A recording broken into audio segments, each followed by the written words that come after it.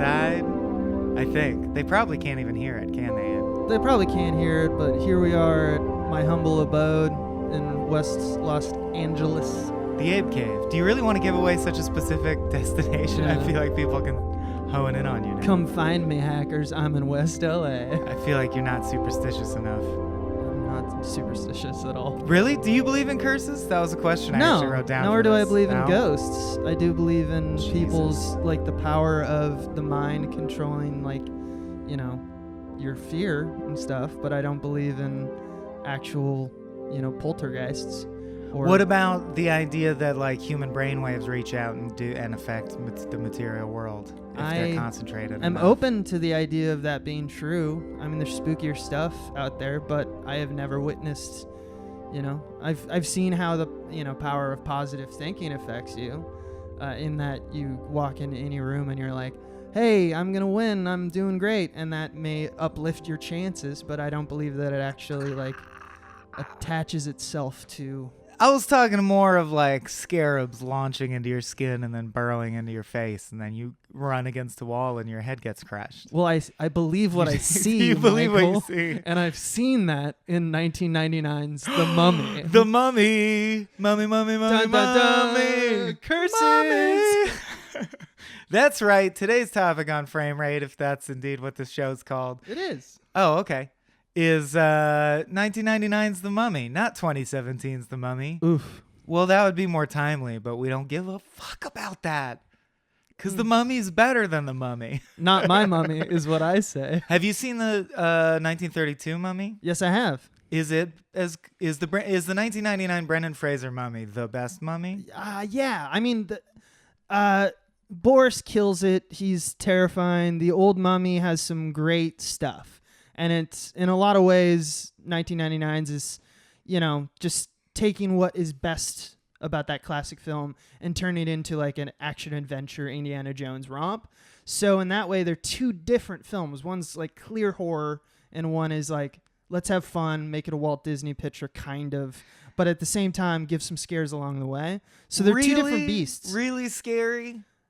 I mean, at the time, yeah, terrifying. At the time. But, like, I don't know. I guess what I mean is it's even a minority of, like, comedies that hold up. But, like, I'll watch Safety Last or a particular Marx Brothers movies and be like, it blows me away that the jokes are still funny. But I don't think I've ever seen anything that someone thought was scary in the 30s that is scary. Well, I mean, life is so much more brutal now. When you're comparing it to comedies in that, when you're like taking a Preston Sturges or like a Duck Soup, yeah, because the comedy's good because it's, you know, well thought out, well written. Right. But remember the zeitgeist, the group of people who are witnessing films at the time in the 30s. This is just 2 decades before, if even that, where people are terrified about getting run over by a train because it's coming at them on the silver screen, and they're like, yeah. Personally, I would have been more scared of the very first film of the dude sneezing. I don't want that shit on me. A giant head sneezing into the theater. No good. Yeah. But I would say that 1999 is my favorite Mummy. Well, I've only seen that one, so I agree. So let's talk Mummy. Oh, man. It's a big one. Well, when we knew we would do this show in the first batch because it's one of your favorite films of all time, right? Yeah. And I think you need to at least take some time out to defend that. Why the fuck? How can you, a USC graduate, think that By the way, did anyone else at USC ever agree with you? Oh, yeah. About The Mummy? Oh, yeah. All right. I have a few Rosicrucian Do you know what? fellows. Did Coogler ever weigh in on The Mummy? No, I don't think I ever talked to Ryan about that. And if you guys don't know Ryan Coogler, I went to school with. He did Fruitvale Station and Creed, and he's doing the upcoming Black Panther. Black Panther looks awesome. awesome. And he's a real cool guy, but I never really got one-on-one time other than here or there. He actually worked on the Agents of Crack set as for a a couple, second, 1 or 2 shoots. Yeah, a second assistant camera, and he was happy because we had jelly beans in the office, and he just kept eating jelly beans. And at one point, he had to do the slate where you're supposed to say, like, you know, scene 2, you know, take 1, clack. and he couldn't say it because his mouth was full of jelly Too beans. full of jelly beans. You heard it here. The scandal that rocked Hollywood. Ryan Coogler loves jelly beans. Yeah. I would call it a harmful addiction at this point, and we pray for him and we hope that he gets out of it. Get ready for those think pieces. But in the meantime, what's so great about the Mummy, Abe? Not that I disagree, but I'm going to play Imhotep's advocate. I don't know. I like to.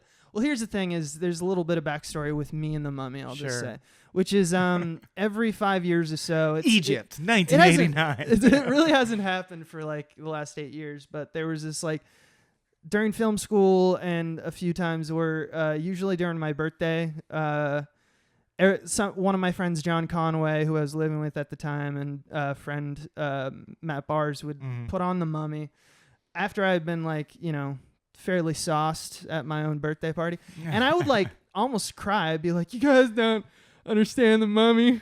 It's just so good. Like I would talk through the whole thing and people would like, I remember Dan O'Brien said, if I ever had fuck you money, I would just rent a theater and just get you hammered and just talk about the Mummy. And that's the performance piece. Because I really legit love the Mummy. There's nothing about everything, even the campiness and all the, I love it for its warts and its sores. Okay, because we'll get to that. Because that's what I also want to talk about. It's a perfect family adventure film. Some of the shit is hella dated. Oh, yeah. Like super 1999.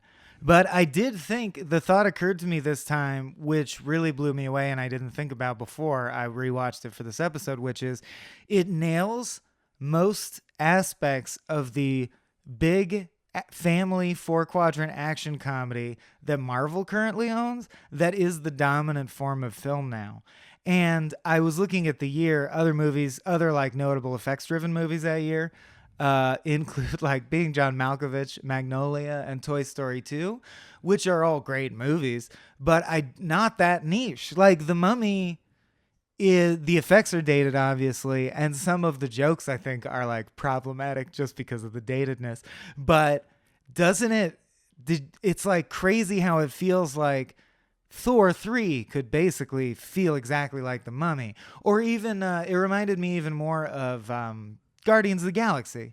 Yeah. Like the way you feel when you're watching it. But we're talking 1999. It's just crazy that it nailed all the... And yet it didn't keep Brendan Fraser famous forever, which is the great tragedy of The Mummy. It's really a tragedy because he's perhaps one of the best family action heroes of all time. And I love Indy, and Harrison Ford is perfect as Indy, but Brendan is also perfect as Ryan O'Connell and is like an equally good Indy. Rick O'Connell, sorry.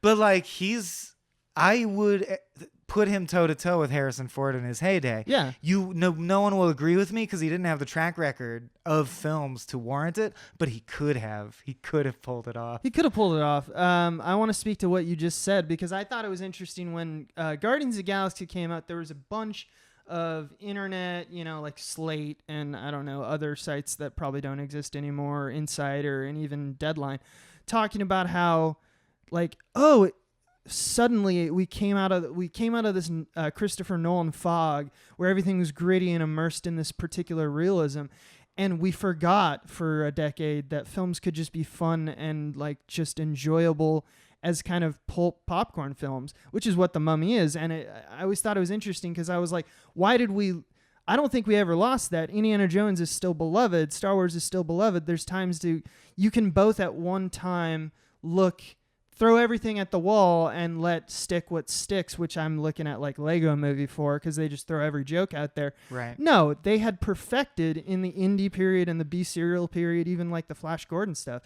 They had perfected, here's where all the plot points happen, here's where the scary beat happens, but then this is the perfect time to just stop and have that joke in, like, for example, in The Mummy, like when we're terrified about his undead, like the mummy causes in the tomb his undead soldiers that he controls, and they have these huge double-edged like spear swords kind of thing, and they're doing this like charging at him and stuff like that in formation, and Rick O'Connell's answer to it is just to scream at them, and it doesn't work, and it's just like one of those perfect calling back to like Raiders of the Lost Ark where it's like the whip man doing all the whips and he just pulls out a gun and shoots him. But the whole thing is like that. It's bizarrely does take place in a Marvel universe, and Marvel didn't invent that universe. But like you're saying, it was such a throwback, and I realized that it was because a bunch of the human reactions were based on a set of movie rules that we no longer accept by and large.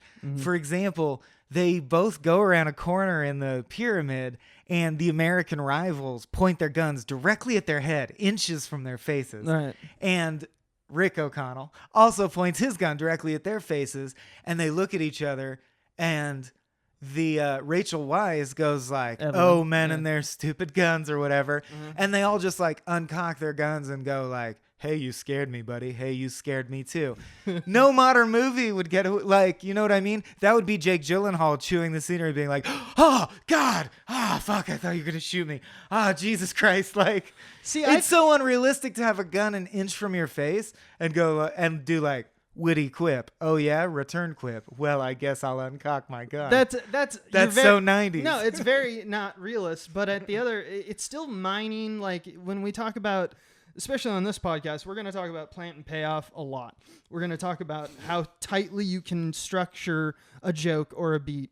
And to me, that's still a part. It's still appended to earlier on the boat when they kind of do this off the cuff reference with Benny and with Rick, where I think Evie's. We got to talk about Benny. They talk about how like Americans and their guns, like it's a joke to them about how all the Americans think that they are is cowboys. So of course it's not real. It's this kind of Yosemite Sam-esque kind of version of it. So of course it's cartoony. So that's my only argument for it. But to the point where like when the boat is on fire, a bunch of magi, who we later find out by the way are good guys essentially, are like running at them, and they're all like, "Yeehaw, a chance to shoot our guns." Yeah. And they just stand in a line and murder in cold blood. Well, they're not good shots, it's self-defense, but they do kill many people. And the what's the name of the brother, Rachel Weisz's brother, who's Jonathan. just like, the comic relief. He's basically the Eddie Murphy dragon from Mulan of this movie. And he's like, "Oh, Americans and their guns." It's like, you just saw a dude get shot in the heart. It's crazy. Right. He like swigs some Glenlivet, and he's like, "Crazy Americans constantly murdering." Can we talk about Benny? Yeah. Benny is maybe my favorite part of the whole movie. Ever the opportunist. Is he Peter Lorre? Do you think he's based on Peter Lorre? And I, of course, most famous from Casablanca. "You despise me, Rick, don't you?" And Looney Tunes. Some people might know him from Looney Tunes. I think he's one of the greatest. He's the Steve Buscemi of an era past. I think that's a better nod because he's Lorre. Phenomenal. Lorre is incredible. It's a great question, but I think it's Lorre, but without fangs. Like, here's the thing with Benny is that, like, let's cite the first time he like interacts truly in the same room with the mummy, where he just Rolodexes all the different religions, waiting for one until he finds out when he speaks Hebrew that the mummy goes, the speech of the slaves, I can utilize you now. Yeah. But before that, he goes through like so many different religions. He goes through like Islam, he goes through Christianity. Like he's speaking all, and this is all of need. This is him going like, at one point I have to learn all these languages. Why? Because there's no borders in life. There's no loyalty. It's only money, myself. That's it. Yes. Ultimate opportunist, to the point of like he's like a bug or something. Yeah, exactly. Which kind of Peter Lorre had that feel, I think. True. But the thing is, he's ultimately harmless. Right, Peter Lorre will shoot you in the back. Benny would run away and let you die. And this is how he probably wouldn't shoot you in the back himself. But that's how the perfect example of that is like, look at the elation he has when he like beats Rick once they get out of the boat. But the reality is, as soon as that he thinks that he's won, the carpet is pulled from under his feet with one sentence from Rick saying, "You're on the wrong side of the river." Both of our favorite line, I think, from the movie. "Looks like someone that has all the horses." Yeah, but looks like someone. I made a note this time. Can horses not swim across a small river? I assume it. I feel like I'm not a horseman. Right. I feel like Rick only actually delayed Benny by 5 minutes. Yeah, maybe. And the Americans do catch up to them. Like they arrive at Hamunaptra at roughly the same time. Well, they don't have they don't have horses, so they have to go get camels. So there's a little bit more of a detour. Abe, I wanted to tell you about This is neither here nor there, but you mentioned camels. There's an amazing podcast called Memory Palace. Are you aware of it? I've heard of it. I haven't listened to it. Well, he's a good writer, Nick DeMeo. I'm probably getting his first name wrong, but his last name is DeMeo. The Memory Palace. And he writes like 15-minute, very beautifully written pieces about true history, but they're like heartwarming or melancholy or like winsome. And he wrote one about this true story of a bunch of camels that were abandoned in the desert after like a military organization tried to use them, decided they wouldn't work, and just left them in the desert. Oh. Bottom line, yeah, he talks about dying camels in a way that makes you tear up. But bottom line, a side note is, there became a rumor in that area of like a monster, like a legendary monster, like Bigfoot or something, that was a giant red-haired camel with a skeletal rider who would come attack people. And a bunch of people reported spotting it. And eventually they did find one of the camels that they had abandoned was extra large, had a hair condition that made its hair red, and had a rider on it who had died and just rotted into a skeleton and was still on the saddle. So the people did see that. That thing was real. Is terrifying. It just probably wasn't attacking them. It was just wandering around. The red camel curse. The red camel of death. Yeah. I like that aside, because I did not know that, nor did I think it was possible. Because like, as you deteriorate, because I assume that your like feet go in the feet spots. See, I'm real good with horses. Stirrups. The stirrups, and you're in the saddle. You're not really tied to it. As you decompose, you're getting skinnier and skinnier and grosser. I feel like you would fall out, but apparently that's not the case. Yeah. Especially don't with all question this me on it. Ask. I'm not going to question you, man. I never known you I to agree. be a liar. I agree. It seems like he should have fallen out, or she. They never measured the pelvic width. But I think the issue is the sandstorm stripping the flesh from your bones, which gets us right back into the Mummy. Oof. Because our main villain, what's his name, Imhotep?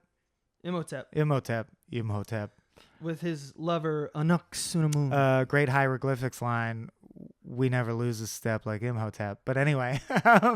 Jesus. But he gets the worst punishment available, right? So goes the story, which is to be mummified alive with bugs that eat you alive.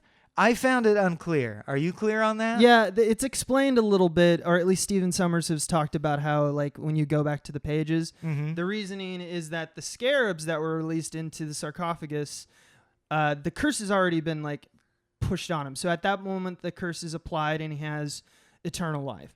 But the scarabs also, by like getting into his body, and I don't know, maybe it's blood magic or something, they also have eternal life. That's why all these scarabs in the pyramid are still alive from, millennia. That's great. It solves it. Yeah, it solves it. And what that means is that, so it's even worse than you think, because he's constantly not regenerating, but he's still alive and feeling it, while these eternal scarabs basically eat him from the inside. Man, that reminds me of one of my favorite things in Scud the Disposable Assassin, great comic book, is he fights a werewolf in space at one point, and the werewolf's end, like final punishment, is he gets banished naked, like ejected from the airlock, on the surface of the moon. Right. So he's constantly exploding, regenerating, exploding, because he's immortal. It's a time loop of death. Of horrible badassness.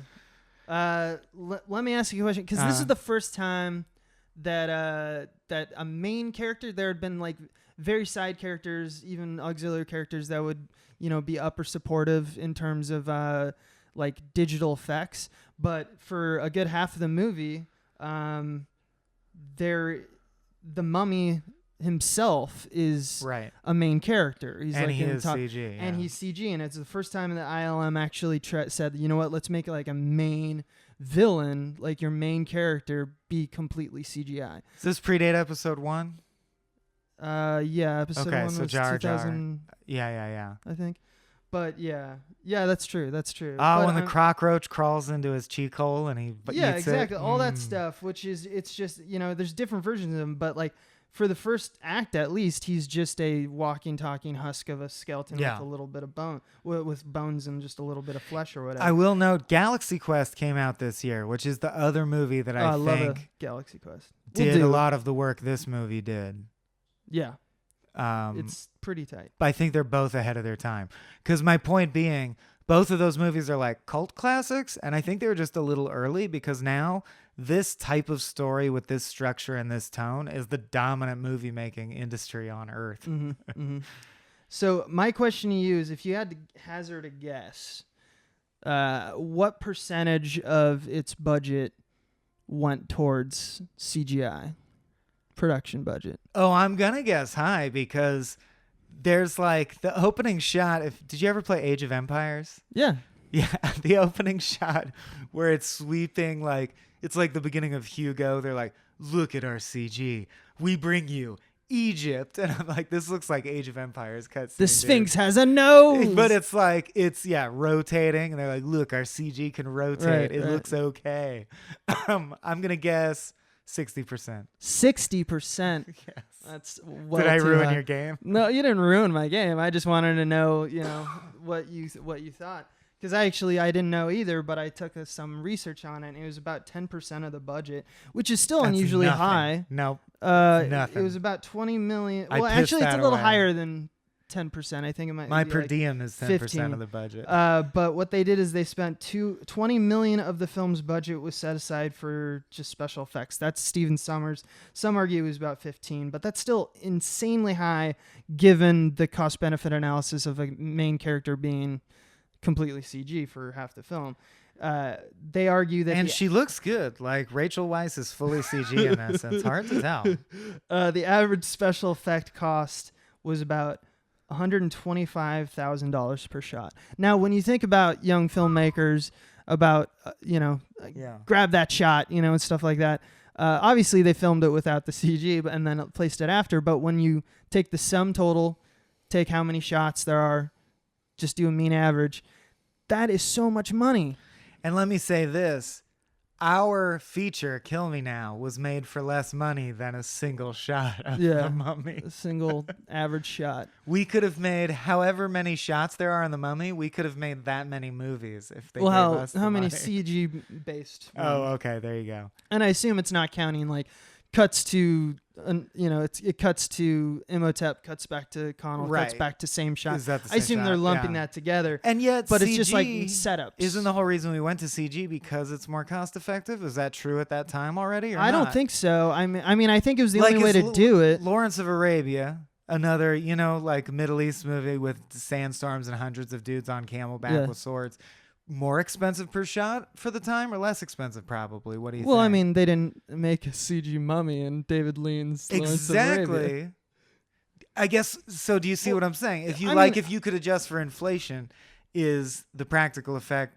Why are they making the Mummy CG if it's more expensive? Or is it just because they have faith that someday CG is going to take over? I mean, remember, this is 6 years after Jurassic Park. Everyone's feeling the vibe of let's not just do this as like animatronics plus claymation. That was the argument that they had in Jurassic Park, which still holds up. And they super holds up. They wanted to push it forward. I think in 1999, and that's what. I mean, obviously, if you watch The Mummy 2, it's so bad because they skimped on it. But like the next decade or so. Well, and then The Rock stole the role. Yeah. Well, I mean, Matrix. Even that. What do you mean when you say I mean Matrix? Well, I mean 1999's Matrix. What about it? There's a hefty amount of CG, like Neo dodging bullets. Yeah. Not as much. I do think of Matrix as kind of an anomaly. It definitely doesn't feel anything like a Marvel Universe movie. Well, that's true. I'm just talking thesis about like how it changed the next decade to come. Yes. It's like people watched it and said that was a lot of money, but they're on the frontier of this new thing that give it a few more years and you get an Avatar. And the Matrix had bullet time. It was straight up, you invented a magic trick. Good job. Wow. But you can tell when he's bullet time was a really innovative, cool new thing. But when he's like bending, it doesn't look nearly Mummy? as good as the Mummy. No, like in bullet time. When he's bending. I'm saying that this was but I mean the straight up bullet time ring of cameras where you just get the shot that rotates around. That looked awesome, and it was a brand new. It was a cool idea. Right. That was done by cameras, not by CG. CG was like the Neo dodging the bullets and the bullets themselves. That's true, and those are the weakest parts. Like when he's fighting a million Agent Smiths. Yeah, in Washington. The third one? Even that? No, yeah. I think in the third one. Or second one. But not the final fight where they're lining the rainy street. I mean when he's in like the playground. Oh yeah, They yeah. just look phenomenally shitty. They look like Gumbies, like 'Cause- CG Gumbies. because they had to make 10,000 of them. Yeah, I guess I think the success of Matrix 1 really boils down to, again, a practical camera effect, which is the best effect in the Matrix is that camera rig that creates the bullet time where you swoop around them while they're doing a flip kick. Speaking of So practical, though, is Rachel Weisz / Evie, Evelyn. Mm-hmm. Her introduction, remember when she... The dominoes, the dominoes with the library? and we are going to Zero CG. We're going to do Wally soon. Wally. He also, very early on, one of his introductory scenes is knocking a bunch of, no, Eve. It's even closer because it's Eve and Evie. I don't think that was a nod No, that Scranton I know. had in his head. You know, Lassiter is not a huge mummy guy. But yeah, she knocks over a bunch of like tanker ships. Yeah. Is dominoes. Oh, It's got to mean something. robot love. No, it's that shot where like dominoes of that. Yes. All that stuff is practical, and they did it in one take because it would One take Yeah, because they didn't got wanna it, reset and it. they were just like, we can Well, spend a fuck whole that. day resetting resetting or not. everything and come back tomorrow. At, Yeah. like, and they were just like, no, we got it. She also has one of my favorite lines. I'm proud of what I am. Oh yeah, what's that? I am a librarian. Yeah, when she's hammered. Yeah. Rachel Weisz is perfect. Perfect. And yeah. Okay, Indy or Rick, who's better Oof, for you? You can't do that to. Well, there's only one great mummy film. But I don't mean mummy. I mean American dude brutalizing Middle Eastern religious spaces and tombs for our entertainment. Who are you going to send into the field? Rick O'Connell or Mummy? Or Harrison Ford? I want to unpack it a little bit just because I see the value of both. I'm going to go with Harrison Ford and Indy just because it's a more developed character. But I absolutely, like, when you compare these two guys, Indiana Jones still has this, like, got to take it to a museum. He's still this righteous guy. Yep, The that's why I go Rick all the Swashbuckler way. Award goes to Rick O'Connell. Rick is more he's of just a there pirate. He's more of a punk. Yeah. Yeah. He almost dies by getting hanged. Like, he steals a kiss from Rachel Weisz. Like, he's not a great guy. He turns into a good guy in a very, like, he's got the ability to be a good person, but Indiana Jones doesn't really have that growth. My point is he steals the kiss from Rachel Weisz, and I think rightly so. She's like upset. Yeah. And I feel like, and then she confronts him about it. And I think Indy would have said something flattering, like, you were so beautiful. He says, I don't know, I was going to get hanged. Seemed like a good idea at the time. Did you know That's that a much better line Yeah. than anything Indy would have said. Did you know that Brendan Fraser died on What? when he got well, I don't know if he clinically died. Also, it's but- Fraser, and he gets really pissed off at people. who mispronounce Fraser. it. Fraser. Yes. Brandon Fridger. Fraser. The story goes that Rachel Weisz tells it that when he was getting hanged, Right. he stopped breathing for a little bit and had to be resuscitated. Oh, geez. And if you're a fan of like our extended family, that happened to Katie Willard as well. Did you not know that? No. No, people should bug her for that story online. She's happy to tell it. There was a play at UCSD where she starts, the very top of the play as lights come up on a corpse on stage on a chair that's hung itself. And it was Willard.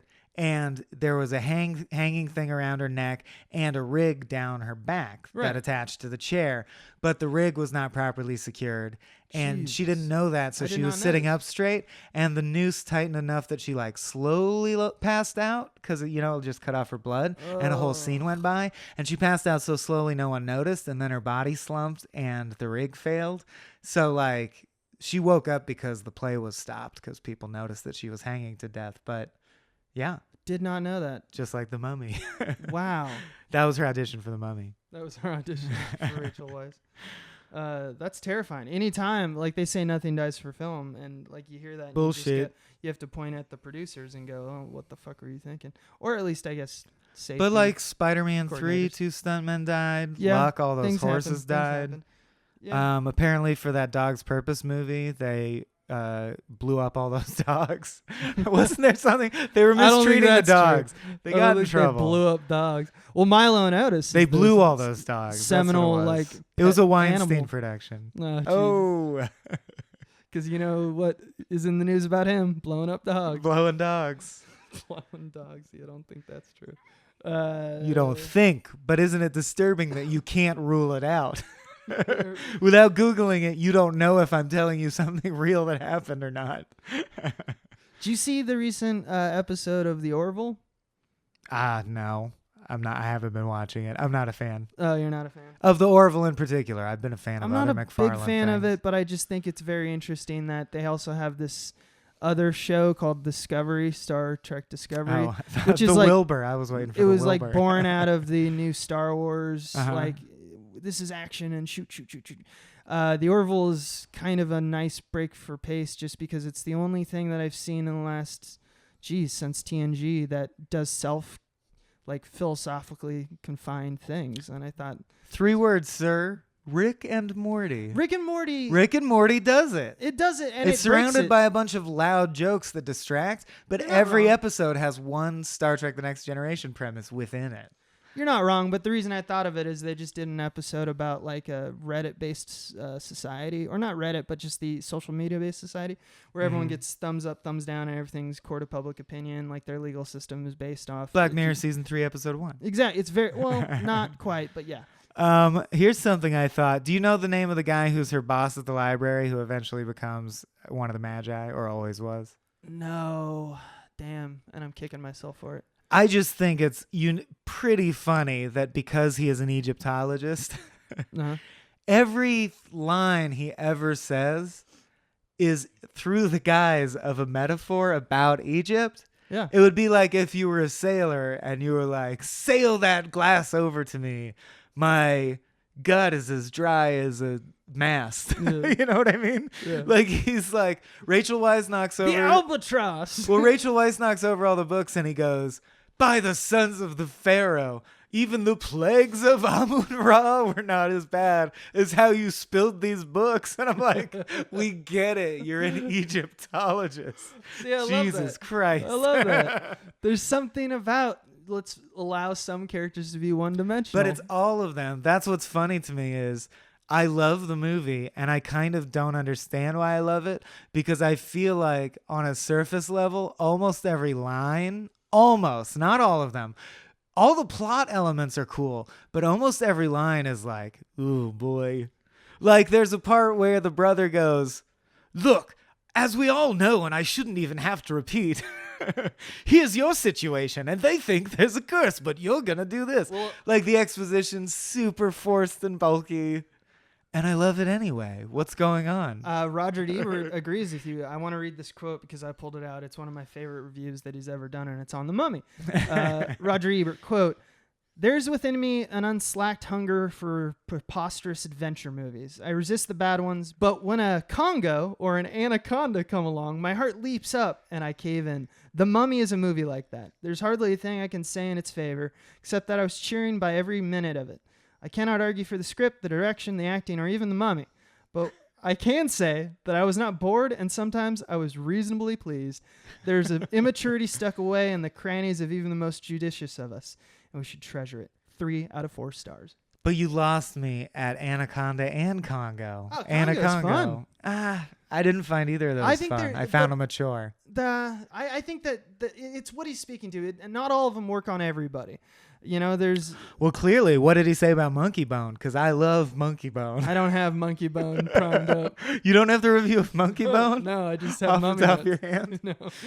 No. If you don't know, yeah, so I did Google what happened to Brendan Fraser, and I'm here to report it's the same thing that happened to Dave Foley, unfortunately. And it really sucks, man. I hate this rule. And it might have something to do with the fact that they're both Canadian. I don't know if Brendan Fraser's Canadian. I didn't confirm this. But I know Dave Foley ran into trouble because he happened to have a messy divorce at the time, at like the peak of The Kids in the Hall. And they based his alimony check on like his income from the past 3 years. And he never again, like he was not a poor man. He was on shows, but he was never again doing like news radio and Kids in the Hall. Right. And so he could never afford to pay his alimony to the point where I don't believe he can return to Canada or he'll face major legal repercussions. And it's through no desire not to pay his child support. He just literally, it's a figure that he cannot reach. And Brendan Fraser apparently has the same thing going on.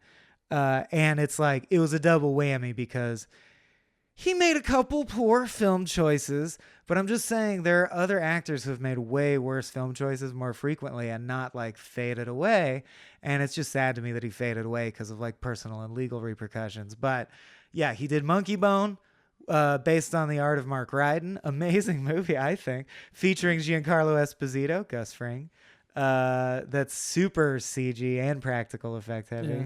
and it bombed like a motherfucker. But I mean, I assume that's why I did all like the Mountie film and like the yes, Mummy the- 3 bombed super hard as well. Well, I mean, just the idea that he did all these like cash grabs, arguably Journey to the center of the earth, stuff like that. But see, is it a cash grab or is it him thinking that this is his niche? He's like a Harrison Ford, Indiana Jones type guy. I'm and maybe arguing- he's just no. not picking quite as good scripts. I'm arguing that he had to do that because he had to keep paying. I see. And then he had a couple like really bad breaks. Like they took him off of Mummy. I just think it's funny that The Rock has taken two torches, Hulk Hogan's torch and Brendan Fraser's torch. Yeah. And I miss Brendan more. Hulk can go away. Hulk? Hulk Hogan. Yeah, he can WrestleMania 18. He Yeah. officially passed the torch to The Rock. And then also and then Journey to the Center of I'll the Earth. take it from here, brother. Wait, who replaced him on Journey? Was that also The Rock? I don't know. I think Yeah, it is. yeah, it is The Rock. The Rock bumped Brendan Fraser out of two franchises. Yeah. I love you, Dwayne Johnson, but you should be ashamed of yourself, sir. Yeah, you can't hate Dwayne. But you can't use the people's eyebrow to knock Brendan Fraser out of the running. He's a good guy. Kimmy. I miss Brendan Yeah, I miss Brendan. more than I miss Fraser. Have you seen that interview with him? You can. There's a TV show that he's on. I can't remember it, but about a year or so ago, as in like he is a beaten man. It's pretty tough to watch. No, I know. That's why I bring it up. I don't know why I want to make this a bummer podcast, but I bring it up because I watched a bunch of interviews, and it is like if you watch modern Dave Foley interviews, he's so too. soft-spoken. Similar. He's like Dave Foley will be super soft-spoken, super nice, talk about whatever you want, but he's honest. So when they go like, so what's new? He'll go like, huh, well, I owe like $800,000 and just trying to survive. And you're like, fuck, man. You're like one of the kids in the hall. This shouldn't be happening to you. Yeah. Brendan's in a similar boat. It's kind of tragic how that happens, but at the same time, he gave us The Mummy. The Mummy, Yeah. yes. So and he will be forever remembered as a cult hero. and even greater, Monkey Bone. And Monkey Bone. Oh, I thought you'd disagree, but okay. It's been a while since I've seen Monkey I don't know if we'll ever get to covering Monkey Bone, but I would have a lot to say about it. Did you notice that Rick, which I love is great foreshadowing, immediately guesses what is actually going on just by chance in a joke? The first time he sees the box that becomes the key that unlocks the mummy, she's like, they say there's a curse. And he's like, oh, yeah, I bet he got frisky with the Pharaoh's daughter. And that's exactly what happened. That is why he's cursed. Because that's like I love one of it. the main. It's like stab the king, fuck his daughter. Like those Yeah. are like the worst things to do to a pharaoh, right? Stab the king's daughter and fuck the king would be Either bad, way, too. either Yeah. way, mix and match. Point is, there's like two no-nos, and you get like the worst curse. It's also just such a crazy risk to me that there's someone you hate, so you're gonna make them immortal. Like, can you conceptualize eternity? Because if you can, it is 100% likely that they'll escape their imprisonment, whatever it is, right? Because it's eternity. Like, you're giving them, I don't know. I don't get it. It's like one of my favorite points from an After Hours, which I never thought of and is a great point, is Wolverine is fucked because if you really were like immortal but not super strength to an absurd degree, Wolverine will inevitably one day, through sheer number of things that happen to him, get like trapped at the bottom of a mine, and then he'll just be there for eternity. Wait, I didn't think that. I don't know. Well, okay, maybe because it's, he's like graying in like the new movies. Like that's true, I think but he's there are just versions. slow. There's versions of Wolverine in the comic where will take him thousands of years to age fully, Right, and he can but blah blah blah. He can die. Right? The point is an immortal. Okay, Merlin then. Ooh. Benjamin Button. Big baby. Strap them all in a mine. Big baby. Big baby. Yeah. So Amun Ra, Anuk Sanamun. I Amun-Ra. recognize her. There's no Amun-Ra. It's Imhotep. No, but the Book of Amun-Ra is what Oh, brings him back to life. the Book of the Dead. Who plays the Pharaoh's daughter on Uxuna-Moon? Like, I have her name Marta. on IMDb. That's why I recognize her. It's Marta from Arrested Development. Yes. That's amazing. And it's basically she's just wearing like gold paint and like chains. But the chains turn out to also be paint. That's the payoff of that Yeah. sequence, is the Pharaoh knows that someone was getting frisky with his daughter because her like bikini is smudged because it was just a spray on bikini. Yeah. Which I also love. The Pharaoh is like, I am such a protective father. Anyone who gets near my beautiful daughter will Paint be smudge. killed. But let's have her naked, covered in bikini paint. I think that's gonna Well, keep people at as bay. I'm sure you picked up on, the chains are a metaphor for her chained existence. Yeah, I get it. Right, So- because she's stuck with Job even though she's made a great mistake. Yeah, she's made a Maybe. great mistake. Made a huge mistake. No, and then she kills herself. So Man. it's like a Romeo Juliet kind of Well, thing. now I want a mashup where she stabs herself and says, I've made a huge mistake. And it plays Hello Darkness, my You old could probably friend. just get the audio and just Oh, of over course that you shot could. of her stabbing herself because that's in shadow. Yeah. Kind of like Nosferatu. By the way, I can go on very long tirade about how it like pulls from the best of us, And I think film-wise. I would argue Lord of the Rings opening sequence is like fairly identical to the Mummy's opening sequence. And I have to wonder You if mean Fellowship?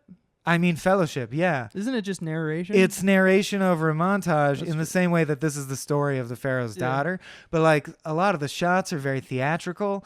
And at the time I was like, that's really cool, an inventive way to get the exposition out of the way fast. And now I wonder if he, at least in a small way, was thinking of the Mummy at all. Because I don't know, it reminded me so much of it. Like when Sauron's standing on the rock holding the Yeah. ring and it's just narrating while it pans across. Gladriel's talking over it. Exactly. The other thing is like if you look at all like the traveling and you mentioned in the beginning the intro shots, everything is, as we already mentioned, everything comes from Lawrence of Arabia. And granted, Lawrence of Arabia was such a seminal work in terms of like how you shoot the desert. I've It's never a- seen it. I bet we cover it. It's akin to like how when 2001: Space Odyssey came out, Kubrick just altered the way that we shoot space. You know, in the same way that like a year or two after the first Star Trek motion picture film came, and Right. it's so weird now if you rewatch that movie because they take like 4 minutes at the beginning of just the docking sequence of the Enterprise, and it's because it plays like a bombastic, vandalous kind of like Yeah. song, and it's because Kubrick would just like altered everyone's perception of it. So already maybe David Lean and what he did with Lawrence of Arabia is just gonna like kind of osmosis into the way that he shoots the like wide dunes shot. Oh yeah, But- the wide dune shots look like Lawrence of Arabia. But if for you sure. also look at the close up and like the action, it's shot like Indiana Jones. Yep. And it's like, so camera work, it's like a mix of the two. But also, I'd like to mention that if you look at the score, I love the score it's of the movie. either Lawrence of Arabia or it's Indiana Jones. Oh, like like- it alternates sound alikes, Yeah, basically? Yeah, Cool. and it's really cool. So like, depending on what they need, Summers just is like, all right, make this, John Williams, They also do a fade of the main Magi guy where for a long time his giant head is floating in the sky above them traveling in carts very quickly from left to right across the desert. Totally Bram Stoker's Dracula, train shot. Yeah, there's a bunch of good stuff in there. Yeah. And I thought the Mummy logic of the curses, like it's interesting that you were able to explain what the nature of the curse is and how the scarabs are still alive. It's very tight. All the Mummy logic makes way more sense than, for example, the 2017 Mummy, where there's a bunch of stuff where you're just like, I guess it's just magic. The curse is very clear cut. But can I read you some lines out of context? Because I think the payoff for being so clear and fun is like, it's a little hacky. I don't know if you can argue that it's not. These are lines from the Mummy. Do you want me to react to them or just listen? They're just a few. We're scholars, not treasure hunters. I know the locals blather on about some curse of the mummy protecting the place, but I think it's nonsense. I already said the brother literally says, oh, come on, you both already know, and then explains a bunch of shit. Yeah, Many have tried to find Hamunaptera. None have returned. And then the best one is the guy covered in locusts, and it's like the first plague is coming in. He gives us a big, juicy, my God, what have we done? Literally word for word. My God, what have we done? Come on. That must have been uncomfortable. They said they only got one take of that because like he kept like. Were they real crickets? No, I don't want to do this. Yeah. That was practical. The crickets. That's awesome. Yeah, the locust. Yeah. The locusts. I forget the actor's name, but he was also in Jumanji. Oh, and that same actor, by the way, while wearing a red fez and holding a parasol, says, "She's just a woman. What would a woman know?" Yeah. Well, yeah. It's supposed to be, late 20s or D+. No. I just think it's an amazing feat of crappy dialogue coming together to make a great movie, which is what I say about good Marvel movies too. I don't leave a good Marvel movie going like, and the script really made me like reevaluate my life. You know what I mean? It's dumb, but it's fun as hell. See, I think we're not that I want to take away from it. We're definitely pointing at the sores and like the things that we still love it, but it's got its problems.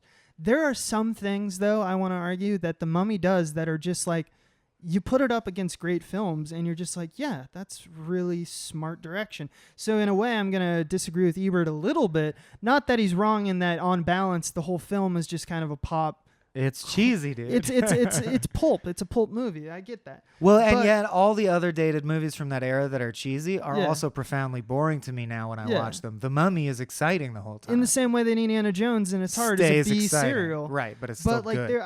There's one sequence that I think I always pull out, when I'm, especially it's one of my favorite sequences. He refers to his penis as the sequence. The sequence. I always pull it out. I actually have that just tattooed on the top of it. Well, there's a sequence of shots that are just fantastic to me. And the ones that I'm talking about is when the American who has the glasses. Yep. I don't think we get their names, the three American douchebags. We might, and they may have names, but I don't really care. Their names are like Patrick, Lance. Yeah. Lance and Patrick. They're all Patricks. They're all Lances. He like whips over because he hears something, and it's clearer than the Mummy. And the Mummy hasn't eaten anyone yet. And this is the guy later in the film that he's like, "Thank you for your eyes. He's gonna need your tongue and all your other stuff." When Benny Jeepers Creepers style, but taking the organs. Is before his. That's also a great MO for a monster. Sorry, just that you're literally I mean, X-Files did that episode, but I love a monster that is reclaiming your organs to stuff them inside itself to come back to life. Yeah, it's great. It's magic. Yeah, it's curse magic. And so he whips around and he's got his gun, but his glasses drop to the ground and he steps on them. But this is just a Twilight Zone, dude. I know the scene now. Yeah, but I'm talking about the sequence. All right. It's really important to me. So this is before he takes his eyes. His glasses drops them, and they break. We get a POV shot out of focus looking down like where he was or where the sound came from. And we kind of see it's like super out of focus, and we kind of see walks into frame. It's very dimly lit. It's clear that the Mummy is just kind of slowly walking toward him, but he can't see, right? Because this is a POV shot of what a blurry frame someone without glasses, right? It's not fair. So it's like a POV shot, and we go, okay, so, here's Summers getting us in his head kind of thing. That's cute. But then he does this. The camera pivots, and we realize it's not a POV shot at all, but rather the actor walks past the camera slightly into focus. And he can't see. He's like, touching his eyes and looking around. So at that point, it's not just a compound shot, but it's a POV to non-POV compound shot, which is like one of the only times I've ever actually really seen that. The only other time I can think of it, and it's not an exact parallel, but is in Contact in 1995, the Sagan one, where the girl is running to get her dad's meds, and then she grabs and pulls out. She grabs to the medicine cabinet, but then you realize that as she's been running, the reflection of the medicine cabinet is the shot her you started POV, with, right? And it's looking in mirrors. So it's that kind of like, go back and rewatch. That contact shot's actually hard to explain. You should look up the YouTube video of how they did the shot. Did it, yeah. It's funny. You almost wonder why they did it, because when you're watching it, it just feels like a few seconds of a brief little, I'm confused about where I am. Oh, I get it. I'm looking at her mirror. Like as a viewer, it just washes over you. And then when you see how much effort they put into it and how technical a shot it was, you're almost like, why'd you bother? But it's amazing. They literally just put a medicine cabinet on top of a Steadicam and then looked into the mirror and got the shot. And like which followed the actor. Is such a hard thing to it's do. It's hard to visualize especially over podcast. when it's slow motion and a girl's running upstairs. Exactly. But back to the Mummy. I just find that that's Always. just such a nice little thing. It's a nice way of foreshadowing that first he'll lose his sight. The second that he's ill-equipped to fight the mummy, because he doesn't know where the mummy is now, the mummy has the advantage. And third, that in a single compound shot gives us the disorientation of like that character and then moves to move the plot forward. It's just a simple gesture, a simple compound shot that gives us like three things. That tells us, that foreshadows, it pays off, it tells us what the fact that the mummy is now in control of the environment, which, as we all know, in horror movies like Alien or anything like that, one of the most important part about a horror movie is that the environment itself is claimed by the villain. That at any time it can pop out of anywhere and you have no control. You haven't seen Mummy 5, Mummy Takes Manhattan? Nah, he's not as scary when he's not in Egypt. He's like, what is this? Cars? One of the problems with the 2017 Mummy, actually, is, you're like, don't people have guns and cars and missiles in this part of the world? Nothing against her spider magic? I don't even know how that film really worked. It was basically just a soft introduction to Russell Crowe as Dr. Jekyll and Mr. Hyde. Yeah. It's no bueno. It's the true curse of the Mummy. And I think we are cursed to never get another good Mummy movie until Brendan Fraser is brought back into the fold and elevated to the social status within which he belongs, don't you? I really do wish All right. that. I'm wrapping this up. So do you have any like pressing notes that you're like, No, this I got through fascinated me everything and I wasn't to able do. to get If to there's it. any like sections or acts or There's hella more to talk about with the Mummy, but yeah. I think we should cap these at around an hour. I mean, hey, if people want us to talk for 5 hours, I'm sure they'll let us know on social media, and then we'll start doing that. Yeah. But for now, I don't want to risk boring people. But yeah, I really appreciate that shot breakdown. I feel like that shot must have been done in things that climax in a hall of mirrors. Isn't that how you would show that? You know, where you're like, Kinda, yeah. I'm not over here, detective. I'm over here. Yeah, it kind of is, but it's like without even using mirrors. Yeah. It's not like about reflections. It's about lack of vision. A narrator that's what's the word? Unreliable. Unreliable. Well, narration. yeah, and instantly conflating the idea that you're seeing an out of focus shot, which you see all the time, with, or am I seeing through his head and his eyes are out of focus? Yeah. For a second, you don't know which it is, and that's because cool. immediately, like, person who has glasses doesn't have glasses anymore, and then cut to a blurry shot. You know exactly what that is. Yeah. But there's Steven Sommers going, aha.